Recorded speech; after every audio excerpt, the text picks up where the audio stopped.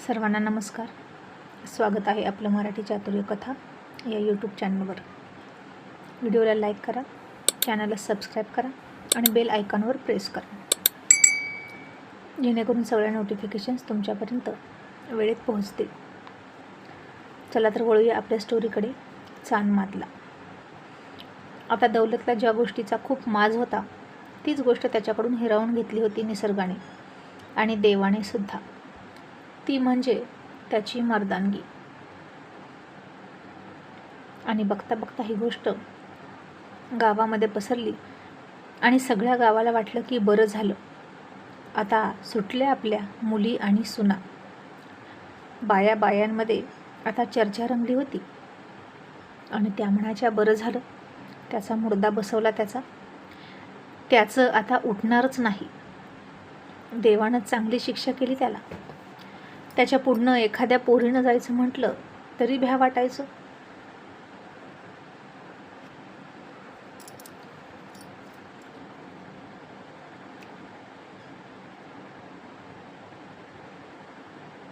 गावामध्ये जर एखादी नवीन सून आली आणि ती सुरक्षित नसायची, नवीन सून आणायची म्हटलं तरी भ्या वाटायचं. कधी त्याची वाकडी नजर त्याच्यावर पडेल आणि तो त्यांना उचलून नेईल, लांडग्यानं शेळी उचलावी तशी, याचं भ्या वाटायचं. जसा माजलेला वळू बैल असतो तसा तो माजलेला होता आणि खुले आम गावात बायका बहिणी बाळीवर नजर टाकत फिरायचा आणि त्याचा माज बरोबर जिरला. दुसरी एक बाई म्हणाली, नाहीतर काय, जेव्हापासून वयात आला होता तेव्हापासून नुसत्या चड्डीवर गावभर फिरायचा, त्याचा पुरुषार्थ दाखवत. कुणाची मुलगी म्हणू नका, बहीण म्हणू नका, त्याला काही कळतच नव्हतं. स्वतःची संपत्ती समजायचा आणि कधी पण उसात ओढायचा, मळ्यात ओढायचा आणि सरीत पाडून दाबायचा आणि त्यांची इज्जत घ्यायचा.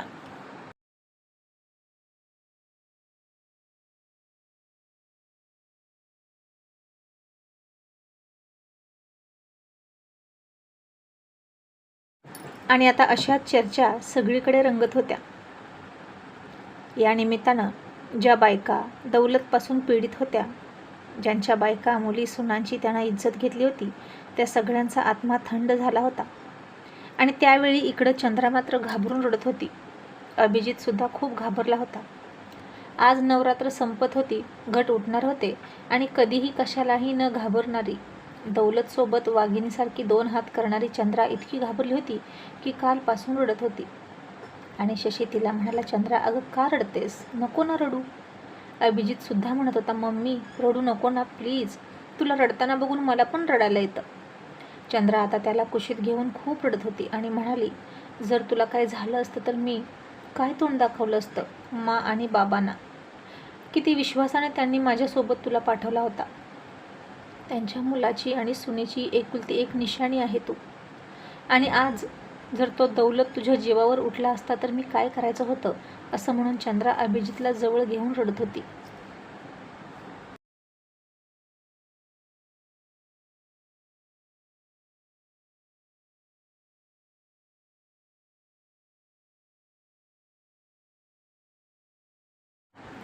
आणि शशी तिची समजूत घालत म्हणाला, चंद्रा अगं काय नाही होणार त्याला, मी आहे ना.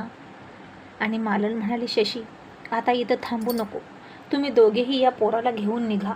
सरपंच आणि दौलत आता पिसाळले आहेत, आता ते कोणत्याही थराला जाणार. घर पेटवून द्यायला लागले, माणसांना पळवायला लागले, तेही दिवसाढवळ्या. मग दिवसाढवळ्या खून पाडायला सुद्धा ते कमी करणार नाहीत. दिवस उगवायच्या आत तुम्ही इथून निघा.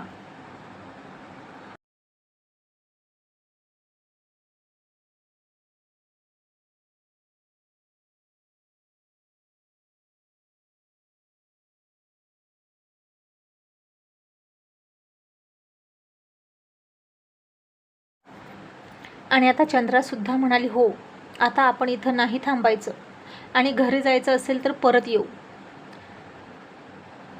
पण अभिजितला सुखरूप पोहोचूया. त्याला काहीही झालेलं मला चालणार नाही. शशीचा आता नाईलाज झाला. त्याला अजूनही लोकांची ती जळलेली घरं दिसायची, त्यांचा आक्रोश आठवायचा आणि त्यांना न्याय द्यायचा आहे असं वाटायचं. पण आता चंद्रा थांबलीच नाही. ती सरळ उठली आणि बॅगच भरायला लागली. मग ते तिघेही बाहेर निघाले. इतक्यात हौसा अक्का पळत आली आणि म्हणाली, मालन, अगं ये मालन, अगं ऐकलंस का? अगं त्या दौलतची बातमी कळली का नाही?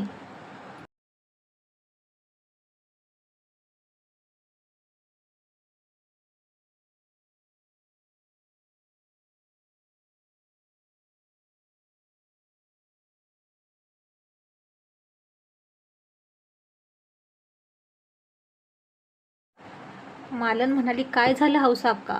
आणि हौसा अक्कानं तिला सगळं सांगितलं आणि म्हणाली, अगं आता दौलतचा माज उतरला.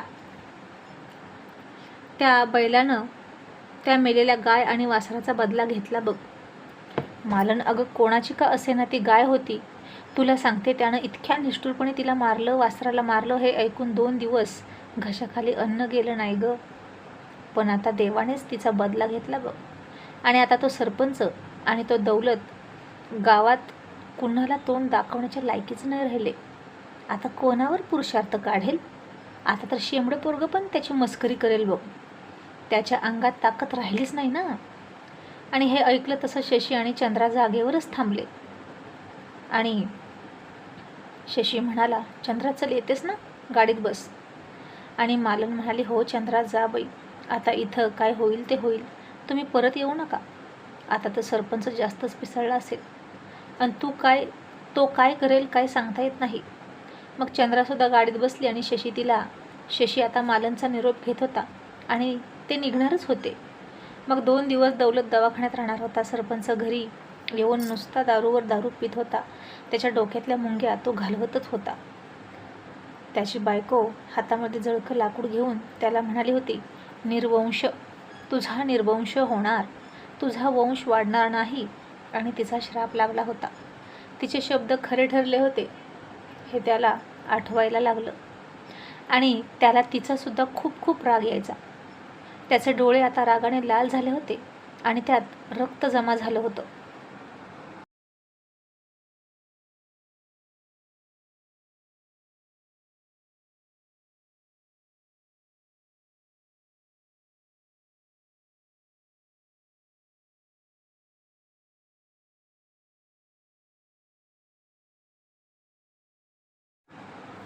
आणि त्या सरपंचाला शशीचा, गावकऱ्यांचा, त्याच्या बायकोचा, चंद्राचा, सगळ्यांचाच भयंकर राग आला. आता खरंच आपला निर्वंश झाला, आपल्याला नातवंड होणार नाही. आणि शशीचा बदला घ्यायचा म्हणजे घ्यायचा असं त्यानं ठरवलं. मग नवरात्री झाल्या, घट उठले. उद्या दसरा होता आणि त्याच रात्री म्हणजे दसऱ्याच्या आदल्या दिवशी सरपंचानं त्याची माणसं बोलवली. अख्खाच्या अख्खा गाव मरून पडलं पाहिजे असं काहीतरी करा. सगळे आता दौलतवर हसतील, माझ्यावर हसतील आणि मला कुणाचं तोंडच बघायचं नाही असं तो म्हणाला. त्याचे गडी म्हणाले, पण थोरलं मालक, अहो मग कसं काय करायचं? अख्ख्या गावाला अद्दल कशी घडवायची आणि हसणाराचं तोंड कसं धरायचं? आणि सरपंच म्हणाला, तोंड नाही धरायचं तर तोंड कायमचं बंद करायचं. ते विष घ्या आणि गावकरी ज्या विहिरीतून पाणी पितात त्या विहिरीत टाका आणि सगळ्यांना एकाच वेळी कायमचं झोपवा.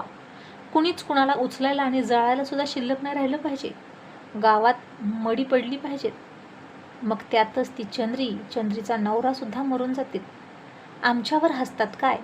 मग आता त्यांना कळू दे मी काय करू शकतो ते, असं सरपंच म्हणाला.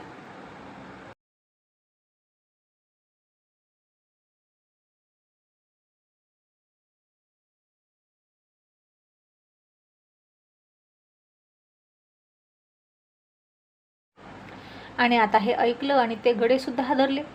सरपंच इतका क्रूर निर्णय कसा घेऊ शकतो? एकाच वेळी अख्ख्या गावाच्या जीवावर तो कसा उठू शकतो असं त्यांना वाटलं.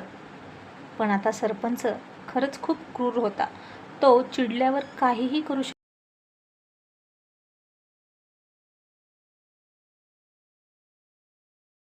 आणि सरपंचानं त्यांच्याकडे विष दिलं आणि म्हणाला, आत्ताच्या आत्ता जायचं आणि मी सांगितलेलं काम करायचं. आणि हे काम जर नाही झालं तर तुमचं काम तमाम होईल, एवढं लक्षात ठेवा. आणि आता तो गडी निघाला हातात विषाची पुडी घेऊन. तसा सरपंचाला त्याच्यावर संशय आला आणि म्हणाला, थांब, तू नको, तुझ्याऐवजी दुसरं कोणीतरी जाईल. असं म्हणून त्यानं त्याच्याकडून विष घेतलं आणि दुसरे 4 गडी पाठवले त्या विहिरीत विष मिसळायला. आणि तो गडी आता पळतच गावात निघाला ही बातमी गावकऱ्यांना सांगायला आणि सावध करायला. त्या विहिरीतलं पाणी पिऊ नका असं सांगायला. खरंच सरपंच लय वंगाळ माणूस आहे. त्याच्या नादी लागणं म्हणजे सापाच्या फण्यावर पाय देण्यासारखं आहे. एका झटक्यात अख्ख्या गावाला गारद करायला निघाला होता तो, असं त्या गड्याला वाटलं. आणि आता तो गावामध्ये गेला सगळ्यांना सावध करण्यासाठी. आणि तोही सरपंचाच्या विरोधात गेला. त्यानं गावात येऊन सगळ्यांना सांगितलं आणि सगळे घाबरूनच बसले होते. आपली लेकरं, बाळं, जनावरं, गुरं, ढोरं सगळेच मारणार. सरपंच नदीमध्ये विष टाकायला सुद्धा कमी करणार नाही. कुठून ना कुठून तो त्रास देणारच आणि त्याला कायमची अद्दल घडवायला पाहिजे असं सगळ्यांनाच वाटलं. आणि आता सगळेच मालनच्या घरी निघाले शशीकडे. पण त्यांना कळलं की शशी आणि चंद्रा निघाले आहेत मुंबईच्या दिशेने. तर आता काय करायचं? सरपंच आणि त्याच्या माणसांना कसं अडवायचं हे त्यांना कळेना.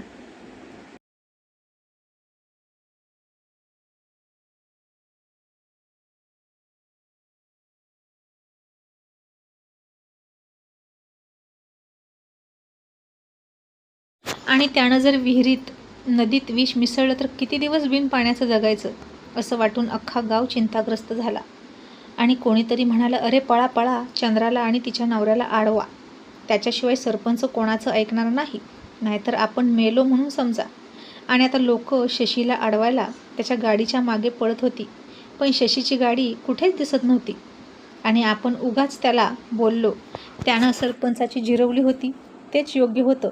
आणि जशी आपण रघुला साथ दिली नाही तसं शशीला सुद्धा साथ दिली नाही, म्हणून गावकऱ्यांना पश्चाताप व्हायला लागला. आणि आजची रात्र आपली शेवटची रात्र असेल का असं वाटून अख्खा गाव भीतीच्या सावटाखाली जगू लागला. मग आता काय होईल पुढं?